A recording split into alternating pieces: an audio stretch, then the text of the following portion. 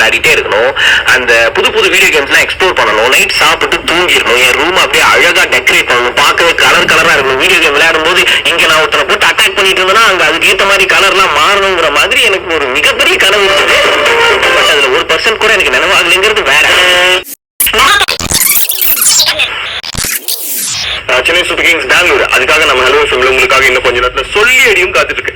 7:30 matches 6:30 hello எஃப்எம்ல pitch report, weather report, team report, இந்த மாதிரி இன்ட்ரெஸ்டிங்கான விஷயங்களுடன் சொல்லிட ஆரம்பிச்சிடும்.